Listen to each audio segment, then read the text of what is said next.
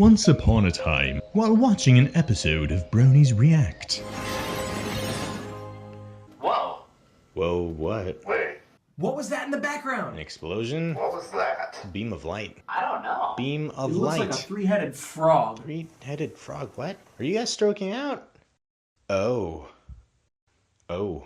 That is not a beam of light.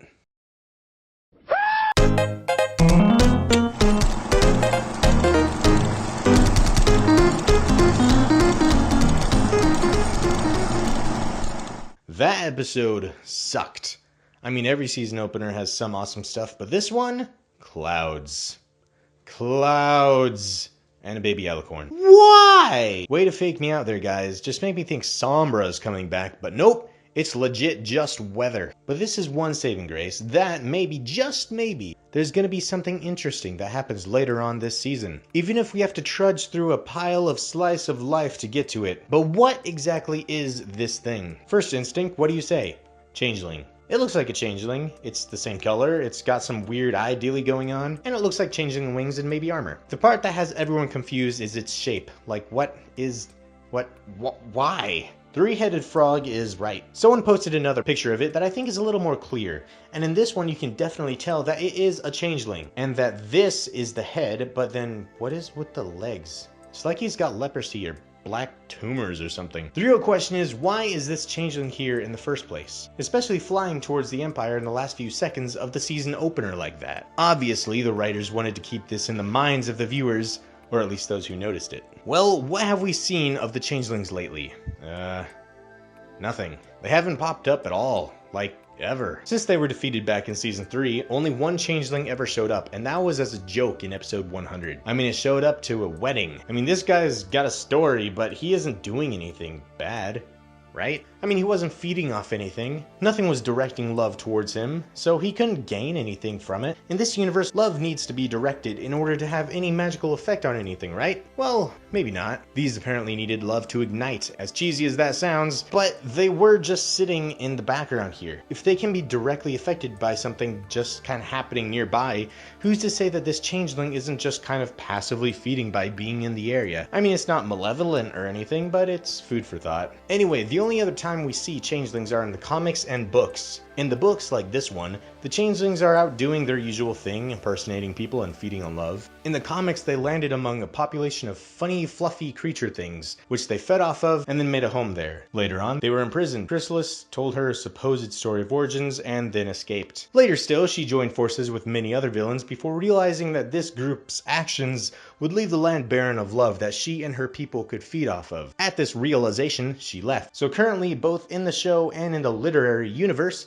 we don't know what any of them are up to. But this, on the other hand, gives us grounds to guess. Firstly, what is a changeling doing here? Well, this is at the end of The Crystalling Part 2. Since that is the whole premise of the episode, this event is probably why he's here. It's a big event. At first their baby was a little bit on the down low, but that's definitely not the case now. So this crystalling, or the subject of it, the baby, is somehow involved in this changeling's arrival. I would say that it came to feed on the love of the Empire. But in that case, why now? And why only one? The defenses certainly aren't any weaker during this event, though that didn't stop them before, even if it really should have. So what's the deal? Obviously it isn't because of any kind of new vulnerability, so it must be because of something they want. And what's different that they might want? The heart was shattered, but it was fixed again. This book was destroyed, so it can't be that. The only thing of any value that's new is the baby. But what do changelings have to do with babies? Or this baby anyway. There's certainly nothing in the show that links them to babies. And I'm 90% sure that if I look up changelings right now, I won't find a darn diddly thing related. Oh.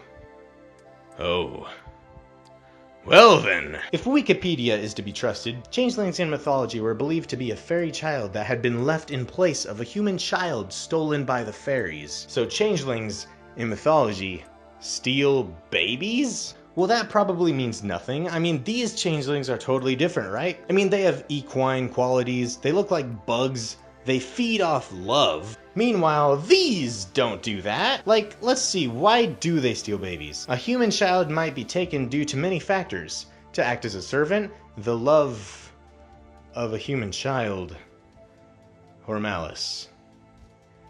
Well, I guess that's a possibility then. A rather creepy one, but it's a possibility. The changeling is flying over to do what changelings do best: kidnap newborn babies and replace them with changelings. And this makes quite a lot of sense, actually. One of the biggest gripes with the Counterlot wedding people have is that it would have made so much more sense for Chrysalis to replace Shining Armor, and thus feed off of the Princess of Love's love. But in this case, that's exactly what's going to happen. The changeling will take the place of the baby, thus feeding off of the love of the parents, Cadence and Shining Armor. The one major problem with this is, can changelings change their size that much? This is clearly some enormous adult changeling thing. It's going to have a hard time keeping a baby-like form, won't it? Well, that's just it.